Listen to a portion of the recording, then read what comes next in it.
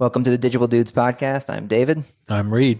And on today's episode, we talk to Dennis Cogbill, who is, I guess I don't even know his title at Joshua Tree. I think he's a managing partner with Steve Lefkowitz. Okay.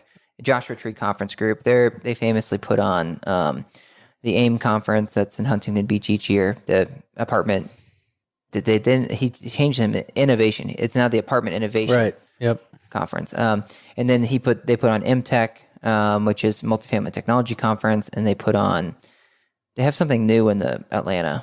Yeah, I don't remember the name of it. Micah. Okay. Yeah. So they have 4 conferences that they put on each year, but one of our favorites, or our favorite actually conference, is the AIM conference. And I was telling Dennis, we actually recommend his conference on every time we meet someone new in the industry that's to marketing. We say you've got to at least go to AIM just to get your feet wet, start to know some people. And so, anyways, we're big fans, and Dennis is our primary contact there. That's who we do most of our dealings with when we're setting up for the event. Yeah, he's a character. I mean, when you meet Dennis, you don't forget Dennis. And he's got a lot of, as David says, hot takes, but strong opinions on the industry, having been a self-professed or proclaimed lifer. So wealth of information, knowledge, opinions, and now he's all in on events. And God knows that spectrum or that aspect of the industry is very much having to rethink things in 2020 and probably moving ahead. So it was great to get his opinions on that and get a little bit of an inside take. Yeah. Well, if you want to hear about how Joshua Tree is changing things up based on COVID and what developments they see as things that they see changing in 2020 versus 2021 and how this may impact events moving forward, then stay tuned. Yeah.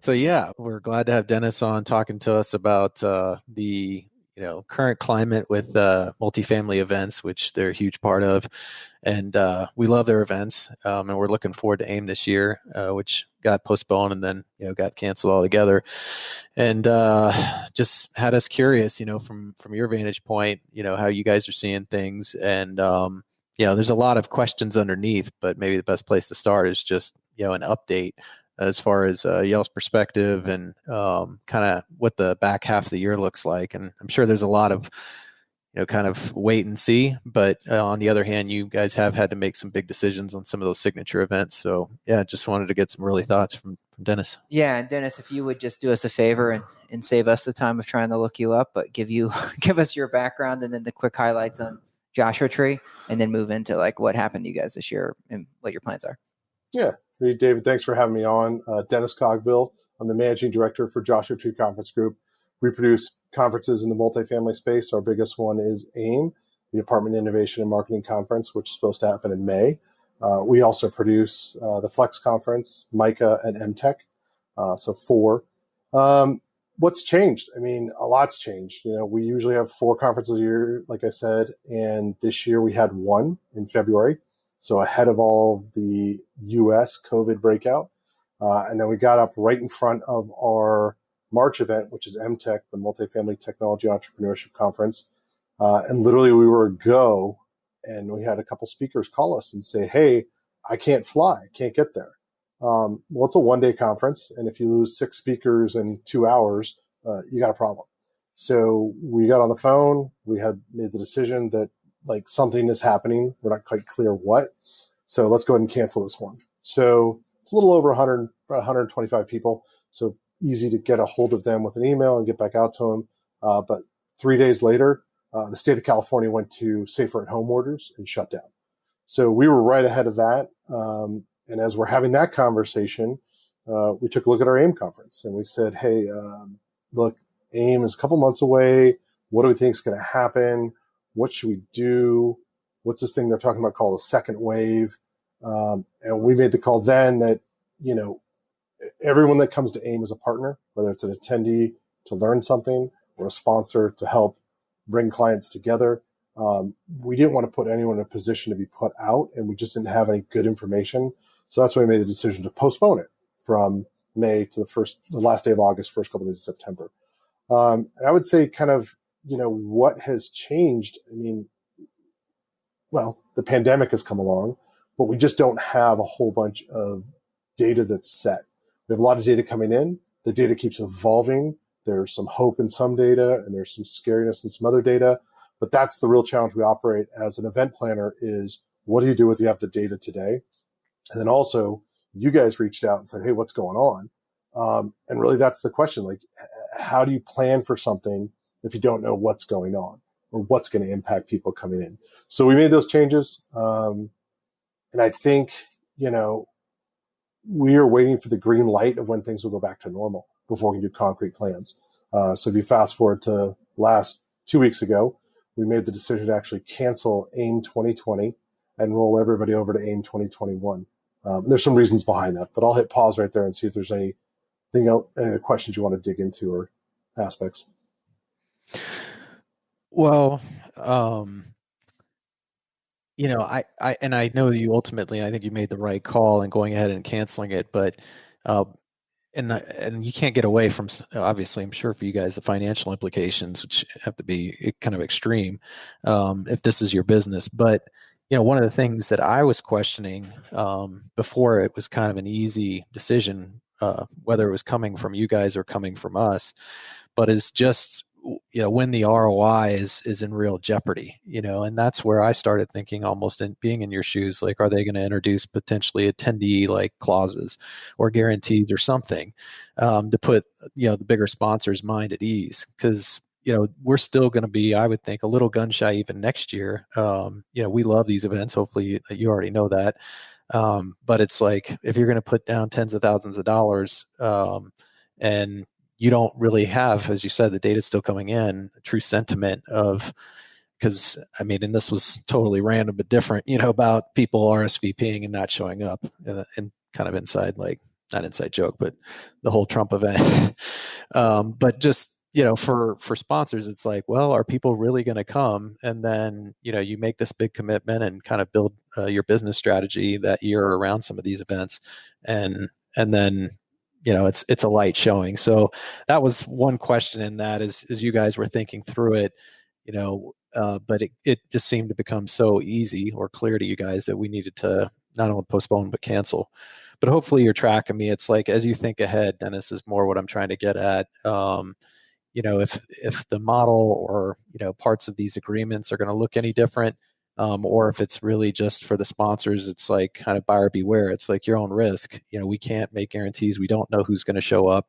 We're hoping that we can provide value, but it is what it is. Because that's hard to stomach, but it's also, I also respect where you guys are kind of coming from and probably what you're going to be facing next year as you try to come back online. Yeah, I hope from our side that the big driver of canceling, one, we just don't know. There's too many factors. Like, what is a bad AIM conference? Well, it would be 200 sponsors showing up and 4 clients, right? I mean, that would just be bad. Even if those clients bought everything, right? Like, it's not a win for anybody. So, the concern for AIM was, what if it's just 25% or 50% of what it was last year? And I'm not going to define what it was, because each person that comes has a different outcome in their mind of what they want to get out of AIM. But let's say it was less, right? And especially from a sponsor standpoint, that's a problem, right? Because you're usually using the trajectory of each previous event to figure out the next event. That's what I did at rent.com. That's what I did at Apartment List is, okay, it was good. Do I put more into it, peel some away? What do I do? How do I optimize? And you guys do the same thing, right? You started, easing into it and boom, go big, right? And we appreciate that. But I don't want to have a conversation that, hey, Dennis, it was a lot less this year. What are we going to do next year? So we, that was a big concern on our side. I can't guarantee who's going to get on a plane. I mean, we haven't even solved the plane challenge yet. This isn't a regional show. It's not a local show. If it's local, people could drive in. I think, Apartmentalize might hedge that pretty well, being in Texas, right? Mini TAA maybe, to pull people in. But, outside of that, no one's going to drive hours to get to an event, no matter how awesome it is. So we decided, let's just get out of 2020 and let's just focus on 2021. We got a few hedges playing for that as well. Everyone got extra attendee passes. Where the client side did, you guys got to invite some VIPs. We'll also allow that for the attendee side that have paid that are rolling over. They get to bring a friend as well. So hopefully it's twice as large. But to your point, we don't guarantee it, right? It's not so much buyer beware, but we like to build up year over year. And if it's bigger than expected, then you get the advantage of that. And we try to price it as the value of how many people we have there and what we think you guys can do when you're there and how many meetings you can have and that kind of stuff. So that's what we watch. And that's, does it open up for next year or does it open up if you have a bad event? Yeah. I mean, everyone's got to make a business decision if who's still on the books this year. We've got MFE, in Vegas. We've got Apartmentalize. We've got Optech. I mean, there's Dallas and then back to Vegas again with Optech, right? So big question marks. Texas is a pro state of getting together and Las Vegas is now too. So California is not. And we weren't going to change our event where it was to hedge for that as well. So, it'll be interesting to see. I think, you mentioned Tulsa. The Tulsa event, I think there were a couple of things that went against their attendance. One, I think people figured out how to mess with it and they got more excited than they should have. But, even with COVID, even with other things going on, like what was the real thing? I will say people still showed up and, between a third of the people and 2/3 of the people filled the auditorium. So that's actually, from where I sit, hopeful that people are willing to go out. I know we're not presidential level, but I still think people have a great time at AIM and learn a lot. So we might be there. Yeah. Well, quick follow-up, and then I'll let David jump in. I'm sure he's going to piggyback on this question. But as you were thinking through the process and you're thinking ahead, one thing we noticed with Apartmentalize is they quickly started coming out with, here's what, we're going to provide on a virtual level. So they obviously decided to go ahead and continue with the event and move it to Dallas, like you said. And I appreciate you getting ahead of that one because I was going to ask about that too. Any thoughts, since I know you guys, I believe, are committed for a few more years to California, whether you had ever considered moving AIM at any point, but that may have just been a non-starter. But getting back to the virtual aspect of this, it's a big question. There's a lot of sub-questions underneath this, but did you guys ever consider, trying to do a hybrid or even going beyond hybrid? Because David and I have made a decision, and of course we don't charge for it, but we have an event, DIgible Summit, last year that was a big success for us, at least for a kickoff. And we're going to move forward with it in a virtual capacity, but we know all the things that are going to be compromised as a result. But again, we're not monetizing it. So yeah, if you don't mind just sharing a little bit about your thoughts around virtual events or hybrids, something to that effect. And then, I'm going to pass over to David because I know he's been doing a lot of research on that for ourselves. Yeah, I mean, we contemplated a couple things before we pulled the cancellation or put the cancellation out there. One was pushing it back to Q4, pushing to Q1 and virtual. We'd already moved it once. Q4, it's already got two big conferences in it. From the multifamily standpoint, I don't think anyone would appreciate a third one jumping in there and having to decide what they're going to do. As of right now, there's two next to each other within 2 weeks apart. Nobody's happy about that. So I didn't want to do that. Q1, that puts me around top of my own event. Like, that's a non-starter. No one wants to go back-to-back quarters, not even me, at the own event. And then virtual, I went to a couple, participated, watched probably 20 different companies present what they could do. And really comes down to, I knew we could have great content because that's just pulling the stage together and changing the format of the stage, and people sit wherever they want for that stage. And that's not complicated. If you get the right speakers, the right content, and do the rehearsals, people can do that. That's easy. Or very manageable and doable at the same level of expectation that we have for our stage at AIM. But AIM is more than just the content, right? When I talk to attendees or sponsors of why they're there, the answers vary all over the place, what they want to get out of it. Some people want to break from their home office. They just want to be in a place where they can break from their family. They can think about work and think about their career. They want to visit with colleagues and friends that they never get to see because they're only allowed to go to one conference a year. They want to go to the beach. They want to get in early. They want to go to the pool. They want to learn something. They want to close some deals. I had one person, I asked how the content was, an attendee side, an owner from a REIT, and they said, Dennis, I have not been a piece of content in 5 years. And don't take that wrong. I don't come here for the content. I come here to run 25 meetings every time I show up. So, okay, that's a great attendee because they're talking to all the sponsors, right? So I got no complaints on that. So people come for different reasons. And that experience, I couldn't figure out how to make it successful online. I don't know how to translate to virtual. Everyone knows how to book meetings. They can call people. They can set Zoom calls, FaceTime calls, whatever calls, platforms people want to use these days now that everyone is now accepting those types of meetings. That's great, but I don't know how to make that experience. Somebody offered me to build an entire miniature AIM studio somewhere and have sponsors come in and shoot a mock-up of what they were going to offer and then try to put that in virtual. To me, it just sounds like a lot of money on a lot of risk. Like, I don't know who's going to be excited or how it's going to play out. So, I even talked to somebody over at Adobe and asked how their conference went because they actually pivoted to virtual within 3 weeks. They said it was great on content, sponsorship, and kind of interaction and people being able to take away an experience. They couldn't answer that yet. So with that kind of risk and, my expectation of, sponsors and being partners, I didn't want to create that risk and have anyone be disappointed on something that we can't make an awesome experience out of the gate. Yeah. Well, on the content side of things, it's interesting that you mentioned that because it sounds like obviously you have a lot of stakeholders, right? You have the people that show up, like the guy with 25 meetings. That would be very hard to replicate. I'm not sure that we are ready for that, meaning the society, right? And that like organic, like bumping into people and networking with other folks, even that aren't vendors, but that are just other, bystanders. So I can only appreciate how hard that must be to try to pull together. But I am wondering about the content. So I know that what I actually have you guys as a slide in my deck whenever I'm presenting to someone that's new to the industry. So I have, I have you guys, I have like OpCom, I have the major conferences, but I'm always like, look, if you're interested. OpTech, you said OpCom. Oh yeah, OpTech. Sorry, we just had our OpCom meeting today. Oh. So I'll hit like Mtech, I'll hit AIM, I'll hit NAA, I'll hit OpTech. And I tell them like, you should go here if this is what you're looking for, here if this is what you're looking for. So I hit 2 of your conferences during that.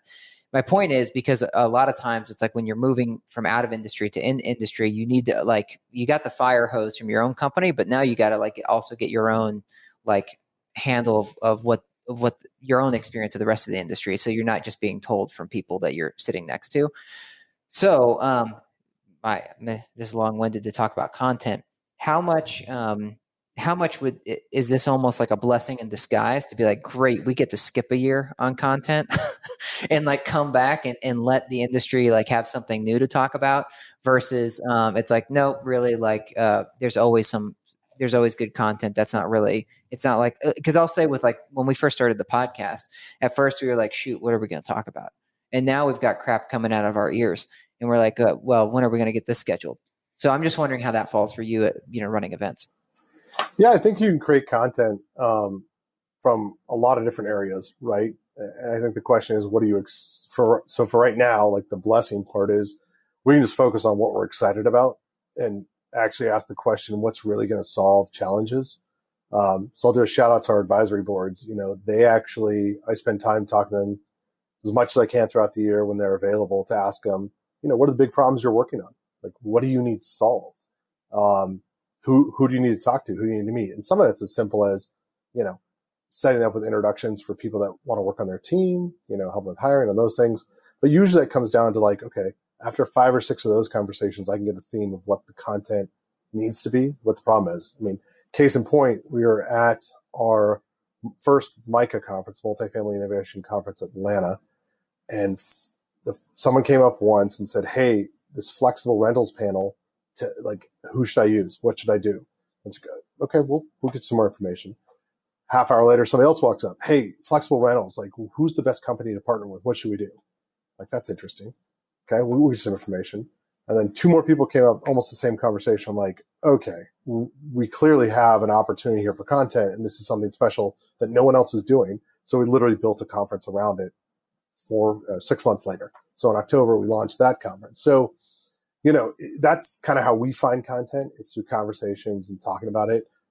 We do put a filter on things. Like, we actually have a lot of sessions we built for AIM, and we have a webinar series now. We're not going to pull them all out of AIM and bring them forward, just because, you could have a lot of content, but also who really cares?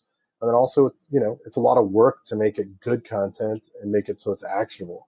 I think when people might not appreciate what it takes to put a good session together, and that work matters because you want people understanding the content and be able to do something at the end, not just hear and learn. So there's different flavors in how you do those things.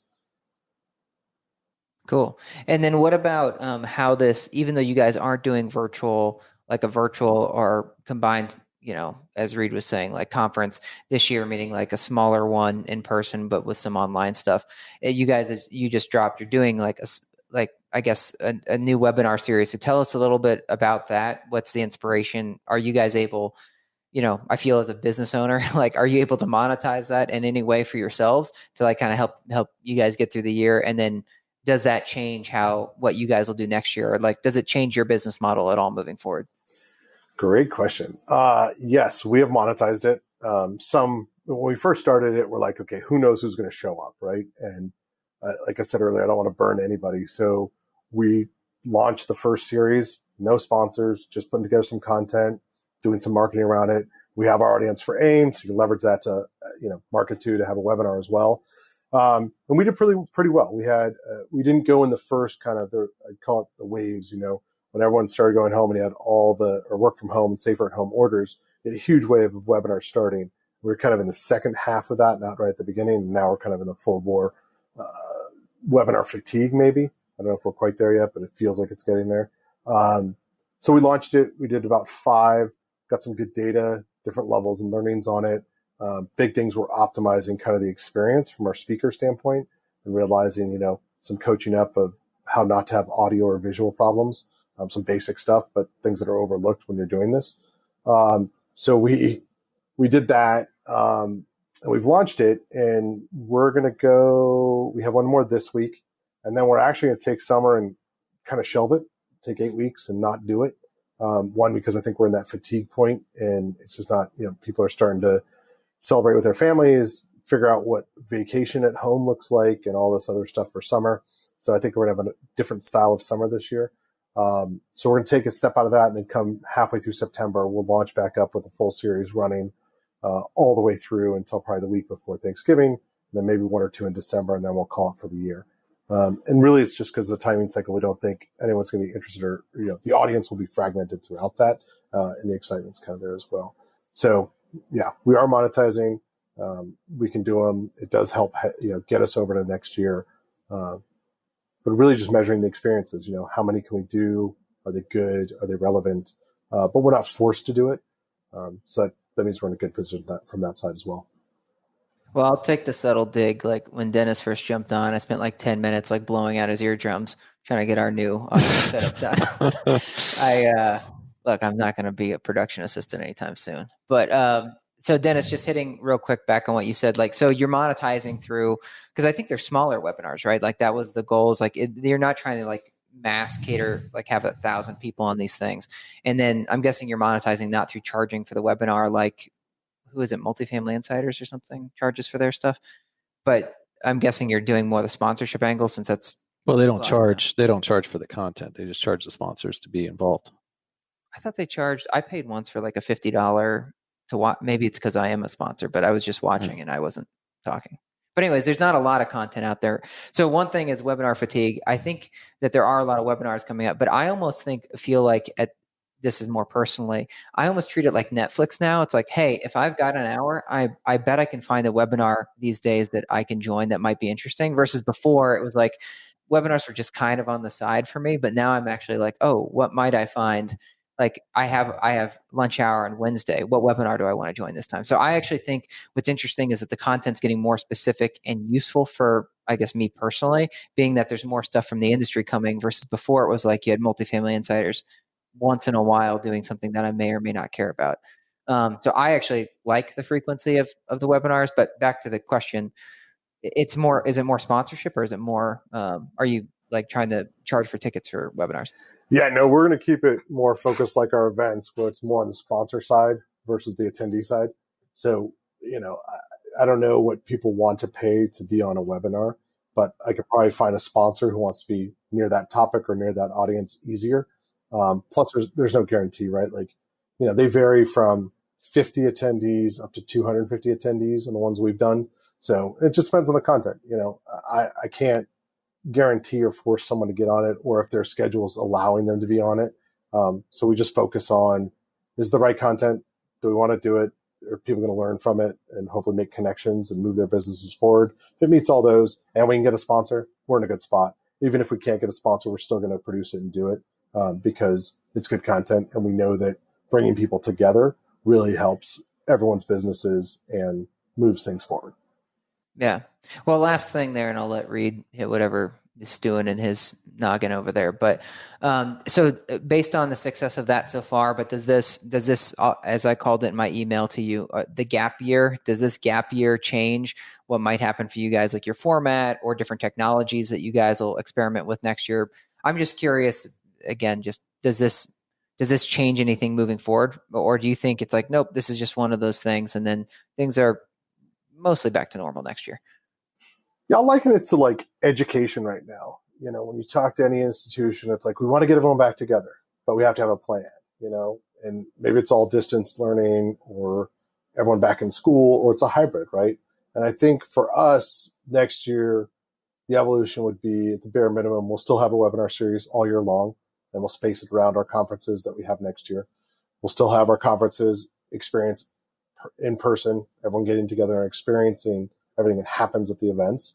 And then there'll probably be the hybrid model, which we might take a few sessions and put them out, on a webinar or a live cast from the conference. We've never done that.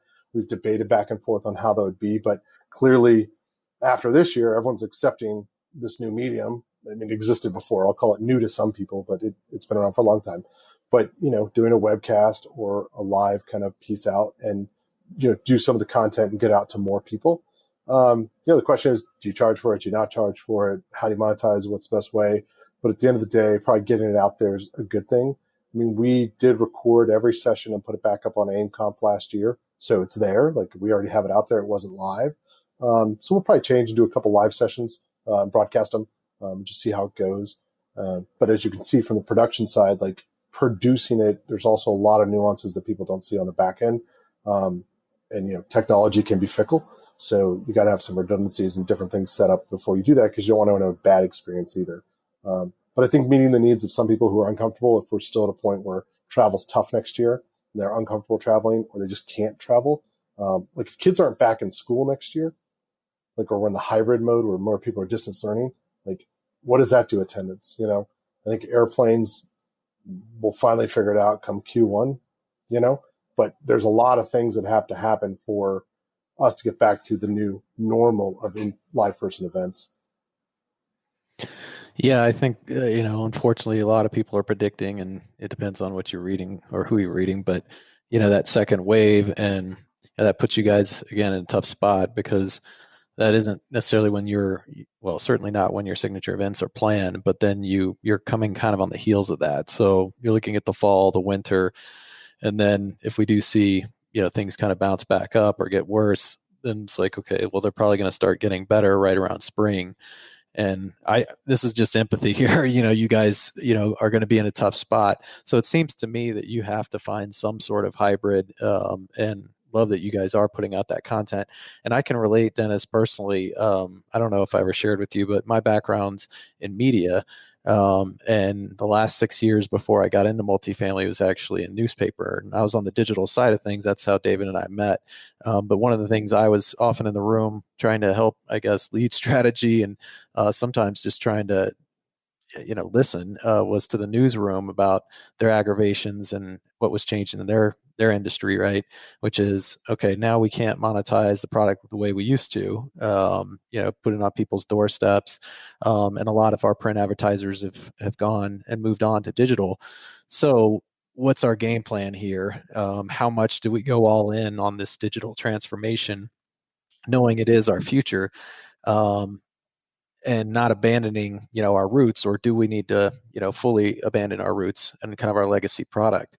And I don't think it's that grave. And it does seem, certainly more temporary for sure for events, especially experiential events like you guys have. But I just wonder, and I started to see it with newspaper, is people being more willing, funny enough, to pay for content. But it had very much to do with, I guess those demographics of people, because it's easy to argue millennials won't pay for anything, when it comes to content.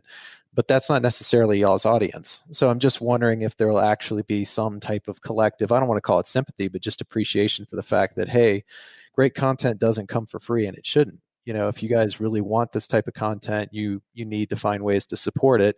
And given the climate that we're in, it should be kind of an expectation or understood that, we need to monetize.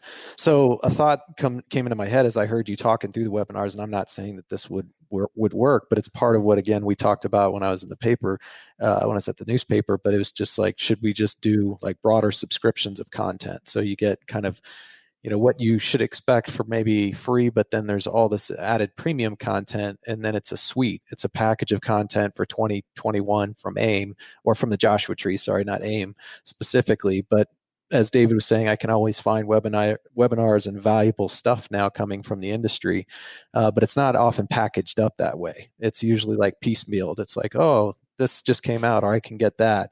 But if they know, that it's an annual subscription of content, people might be more excited about it, more willing to pay, and then of course sponsors as well. But it makes sense, and we kind of thought the same terms as we talked about paywalls on the site. Was, okay, are we better off trying to monetize this by growing audience and not charging and scaring people off, on the content? And what they came to, at least the Denver Post, they came to kind of middle ground on that. So they themselves have a hybrid where there's some content and then there's gated content. And the New York Times and a lot of other big papers have had a similar success. And so it's fascinating to me just to see, and not in some, I guess, what am I trying to think? Like some shitty way, I'll just say that, how this is going to play out for events. But in a way, you guys are experiencing what they've been experiencing for a while, and you're going to go through this for a couple of years, and it'll be, fascinating, I guess, just to see how it all evolves. Well, I'll let, if there's any comment or feedback on that, Dennis, but I was going to then take it back to like your kind of regional, like, strategy, I guess, because that was something that you had told me and David at one point. That was something that you guys were looking forward to doing, is maintaining your signature events, but also starting to think in a more regional capacity. So I didn't know if everything that's happening is accelerating that for you and Steve as you think about how you're going to approach this. But I know it's not, you're not delivering the same experience as being on the beach, because I agree, that was a great call out. That's one of the reasons we love going. I mean, who doesn't? You don't get that necessarily in Dallas, Texas, or some of these other cities. So, anyways, yeah. Any thoughts anymore just about? I mean, I feel like you've covered it, but I just want to give you a chance to react to some of those parallels potentially, and what it might look like in 2021. But I think there's a lot of different ways you can deliver content, charge for content, monetize the content. Because all of it takes work, all of it costs something, right? So you can look at different ways to do it. I think for us, the way historically we program people to buy from us and interact with Joshua Tree Conference Group is we have our sponsors that pay a premium to get access to an audience that's focused on something, right? We're not a broad brushstroke audience at any one of our events. We actually curate different types of people at different ones. It's not to say some people don't go to all of them because they love us. There's a couple of people that do that. But for the most part, your job would not preclude you to go to each one. So, we focus on that. And we charge the attendees something just so they're committed to show up. Sometimes if everything's free, people stop showing up because they have no skin in the game. So, there's different ways we've done it. So for us to evolve, it's either, the question is usually, do we take something and evolve it, or do we create something new? And for our conferences, you brought up the regional standpoint. We've been under pressure from all the East Coasters to move AIM to the East Coast and do what NMHC does, bounce back and forth. First year I was with Steve at Joshua Tree Conference Group, I went on a tour and checked out 14 hotels in California and in Florida to see what the options were. And, don't tell the Hyatt this, but they're the best. I mean, it's the best location for what we want to do, the experience we want to have. And there's a lot of pieces, not just being on the beach, but, how do you fit these structures into a space? How do you create a flow that people walk by the big structures first and the smaller structures later? That's all designed, it works the way it is, but it is designed, and you got to have all that in play when you're planning it from where I sit. So, our regional events are pushing out. We solved that request by building MICA and putting it in Atlanta, right? The only other place that has a bigger audience of multifamily kind of players or decision makers would be Texas. There's a lot going on in Texas, and Texas isn't quite the East Coast. So now we're bi-coastal, but it's two different events, two different brands. We do overlap the innovation, but there's always stuff to talk about on innovation, things coming up and how you apply it. So we kind of get that piece. But AIM is set, Huntington Beach. We'd like to keep it in May every year. This year's the hiccup. Next year, hopefully, we land it back in May again and stick around for 3 or 4 more years at least in Southern California. And then we'll just do other events. Our East Coast solve is Atlanta, which is a very easy town to get to from anywhere from Dallas over. So we like that, and we've heard good feedback on that. So that'll just grow over time as people get more interested. I think that answered your questions with the comments back against kind of your thoughts. Yeah, no, it's great. I appreciate that. And you kind of got ahead of the question on the regional strategy. So a lot of, to be expected, a lot of this podcast is going to be centered around content. So coming back to not the webinars that you guys are doing, but thinking about, I'll say now next year in AIM, David and I had a little fun. I think it was on the last podcast, but in advance of the NAA week or Apartmentalize, we wanted to kind of pay tribute, and you were part of that, just talking through different subjects that we think might have been or probably would have been discussed, sessions that would have been had. And, but you're great just, coming from a host on what your thoughts are. So, we said, hey, what would be some of the sessions that he and I would have been most excited about attending? And no surprise, especially probably to you as you're getting to know us, but a lot of it was going to be around data and tech.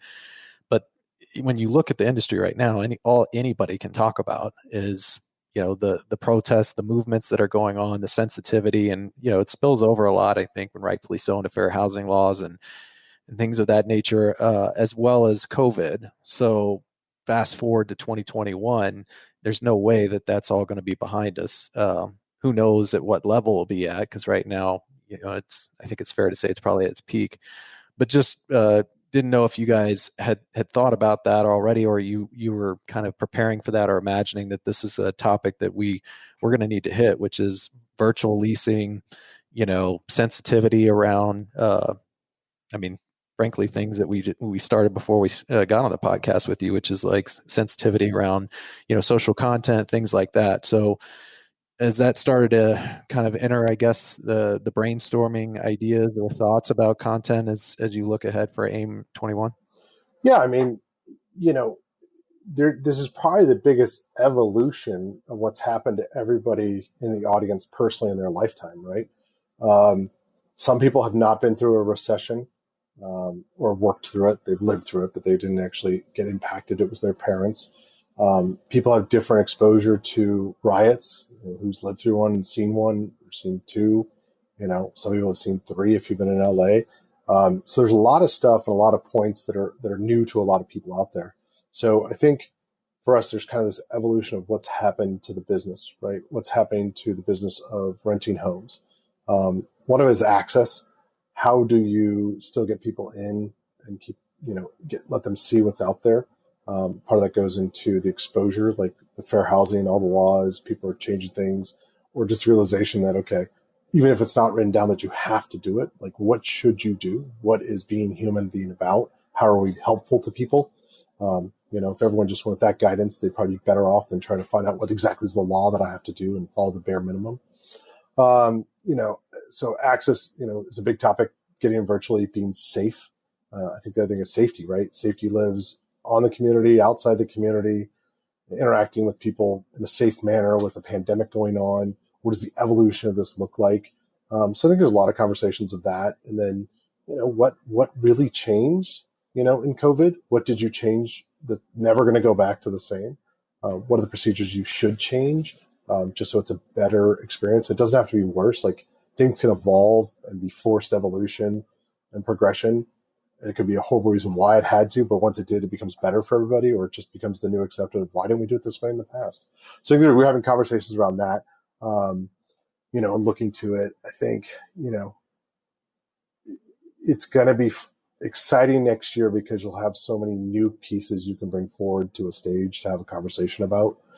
I've talked to companies about work from home and safer at home. People are actually talking about getting rid of office space. And no one's scared about it. It's like, I'm going to lose my job because the office is shrinking. They're like, I got my job because I'm working from home. They're shrinking it because I don't show up anymore. It's a totally different way to think about it. Leasing agents are probably no longer going, if we go to online leasing, I'm going to lose my job. They're probably going like, okay, someone's got to sit on the other side of the camera and walk this person through and do a tour. I'm going to be that person. How do I set up my home office so I don't get interrupted, so I can be successful and still do what I need to do and be contributing? So I think those things are going to happen from it. And I'm looking forward to some real live case studies of it. We have a lot of theoretical. I talked to a lot of owners who are making really big pivots. They finally have, the permission to make the changes because they're necessary now. And I'm interested to see how it all plays out and kind of what new technologies come into play, that we're going to talk about next year as well. Yeah. Well, I think David said it well, just as far as the opportunity with the gap year, even though it sucks for a lot of obvious reasons, it does allow you guys to, I guess, speculate a little bit less or guess about content. Because as you just said, Dennis, you'll get to see some things really unfold and play out and technologies emerge so that you guys can be hopefully a little bit more strategic and organized about what you produce in 2021. On that note, or last question on this whole thread for me is, how nimble are you guys? I've always wondered that. I know we see some deadlines, or we have before, as far as applying to, be a speaker or whatever. But, when it comes to, and it shouldn't be, unique, I guess, to 2021. But 2021, I think you guys, and part of it may be virtual, allows you to be a little bit more nimble if you guys do try a hybrid. But yeah, when do things wrap up for you guys? Like, when do you make your final decisions on, okay, we have the content for the next, for our 3 days, and February is kind of cut off. We can't really make too many changes after that. Or is it like the 11th hour and I got this all wrong? No. We have so our company is not that large. It's all 3 people deep. So we have to have kind of checklists and processes built in, and we do a little bit of automation on some stuff we do too. So we actually have a call for speakers. We ask for sessions. We ask people to put them together. Some people don't like the form, but the form is designed so you actually have to think and put something there. Not to bury anybody, but when people say my CEO is really a thought leader and has a great accent, you should put them on stage. Those never win ever. But people who do the thought, and submit on time, they actually do get a better weighting. So usually what we try to do, it'll shift a little bit this year, depending on if there's a vaccine. Like, if we get a vaccine, we'll know where to go and we're good and everything's fine. If there's not a vaccine, we drag our feet a little bit. But let's say hypothetically in previous years, we've wrapped it up by end of middle of December, usually, for session submissions. And then we finalize by mid-February. And that's kind of your back and forth questions, is there really data? Do you really have data? Like, show me the data, because I'm not quite sure anyone has that data. So we do our due diligence, because we have a high bar for the stage, high bar for the content now in this world. And we push hard on that and push back and make sure people are delivering great stuff and actually have it. So usually it's a formal process, at least for our AIM. For the other stages, Steve and I usually just pick, because it's only 6 to 10 sessions total. So it's easier to think about what we want to do and who's out there and what we're doing. But AIM's a much larger event. It's almost 3 days, right, of putting stuff together in multiple stages. We had 3 stages last year.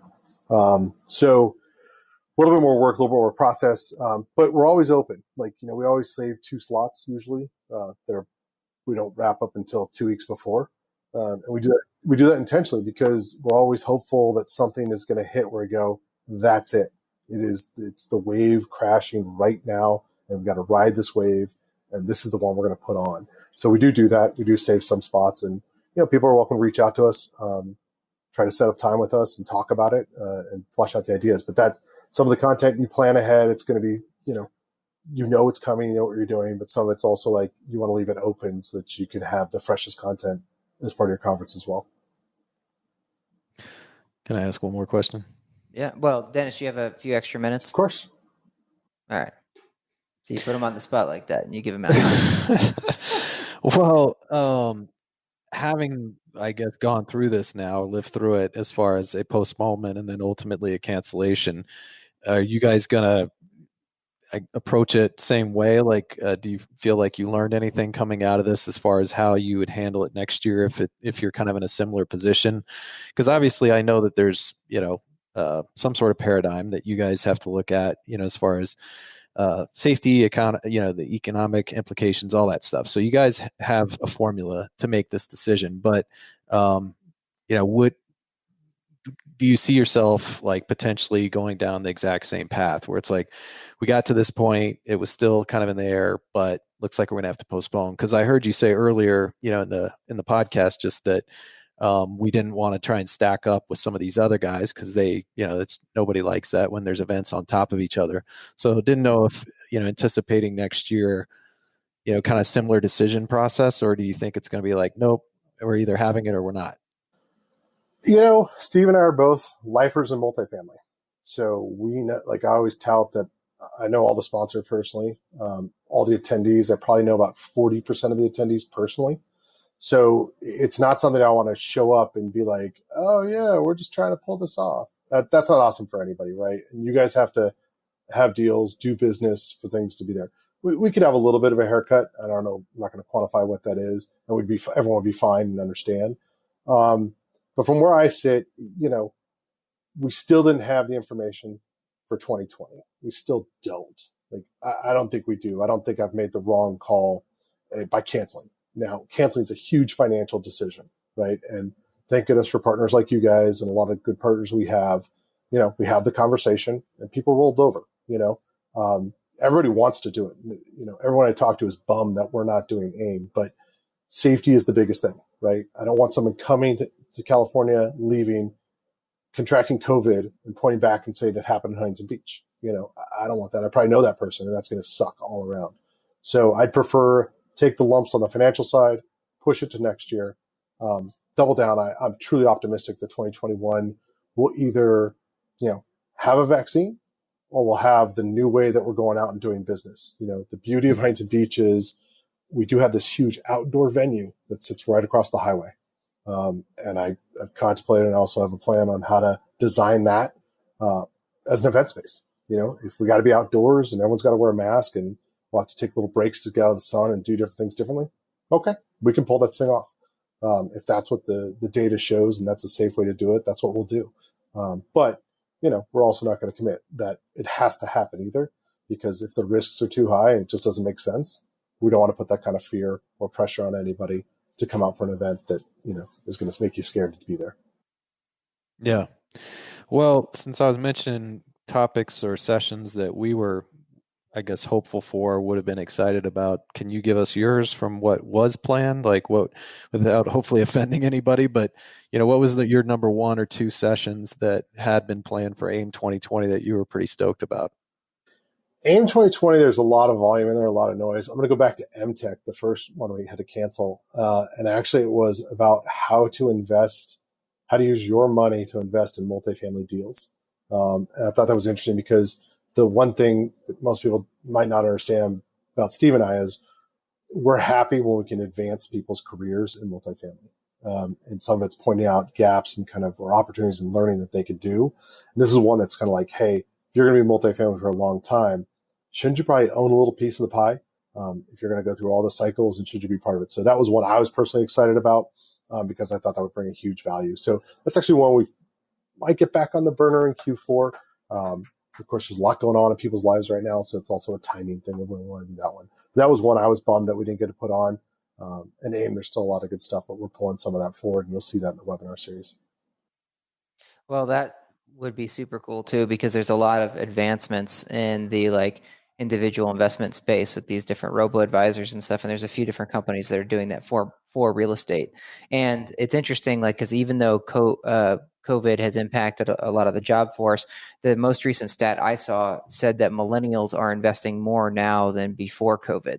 So the young, it's unfortunate, those folks that are towards the end of their career, they're freaking out because they're I mean, their nest egg took a hit, but the millennials are using it as a chance to put more money in. And I was just surprised by that. I would have figured, well, I guess I don't have a lot of faith in youth investing. I thought the faith would go and blow their like stimulus checks and stuff, but apparently not. Yeah, they're probably pouring their money into Charmin, Yeah. Yeah, well, that's cool. That is a good one. We'll have to fire some offline to you that we were pumped about, and you can tell us whether any of those were already on the roadmap. But definitely appreciate you coming on. You've said it already a couple times, but huge fans of what you guys are doing, and in particular, yeah, we love AIM. So, well, I just have to ask one last thing before we let him go. But one of the off-topic questions I like to ask is if you have any hot takes. So, Dennis, you're a multifamily lifer, and I feel like you've got strong opinions when we've talked off the mic. So, do you have any hot takes that first of all, do you need me to define hot takes? But then if you don't, then do you have any hot takes you want to share with us? Why don't you define it so I don't miss the mark on this one? Well, yeah, it's just if you have a strong opinion on something that no one else or that very few other people agree with, or that goes against the grain. don't say, I don't know, virtual events are a fad. Well, I think there's a lot of learnings to come out of virtual events, but I'm not going to touch that one. I think, a hot take is, you have your career, you have your job in multifamily. And I think one of the biggest gaps in learning is understand the financials. Like, how does this make money? And how does it make money not only for you, like on your paycheck, but how does it make money for the business? And how does it make more money? And I think people, gloss over that a lot and don't understand, why they should pick a product, pick a service, how does it actually fit in? And just do the math. Even if you're a little bit off on your math or you're not quite there, or ask somebody to help with your math or look at your math, don't be scared by the math. Because I think, in the marketing side of the business, people skip that step and use other information or other people's data and assume it's going to be the same for them. But if you just did the math or push yourself to learn the math, your career and your understanding goes so much further. So that's my hot take is don't be afraid of the math, do the math. I think that's an awesome one. I can't tell you how many folks I've talked to where I'll try to ask them the business side. Like even if I ask many marketers what fee they go to market with, like, hey, are you guys on the higher end of the fee or in the lower end for third party? Many of them have no idea. They're like, shoot, I don't even know what our go to market fee is. I'm like, well, how do you guys position yourselves? Like, how do you win deals? They don't know. So I'm taking this broader, like, if you don't know what fee you're charging, then you sure as hell are going to have trouble like doing the math and following the money trail. But I think it's a great one. All right. Well, this is our kind of exit formula or whatever to these podcasts. So I have to ask this question, Dennis. What would be your last meal? And if you had to eat the same meal for the rest of your life, what would it be? Same meal would be nachos every day. All day long. Nice. You might align here with David, although I don't think that was your answer, but he's a nacho guy. That's not a problem. Last meal, we just, surf and turf, I guess. Just keep it simple. Who doesn't love a steak and a lobster? I guess the question is where I'd have that. I think I'd want that to be in Disneyland somewhere, just to make sure get the right vibe. That's the only. No, I'm not going to say that. Big disappointment. That park's got to figure out how we get open. But also, there's a lot of good learnings for events. If Disneyland can pull it off, then we can start doing things in Southern California. So I'm excited. Yeah. Yeah, he put a good qualifier in. It depends where you're having them. Yeah, no, that was good. If you're stuck with those really flimsy plasticware forks and knives, it's like surf and turf might be challenging. Yeah, could compromise the whole experience, which we know is what Dennis is about. All right, cool. Well, anything you want to say before we at least hit stop on the recording? No, I just want to thank you guys for being our partner and also the input and feedback, and learning about what you guys do and how you make clients happy and make them more successful. So thanks for being our partners and thanks for being a part of Multifamily. Cool. Thanks, Dennis.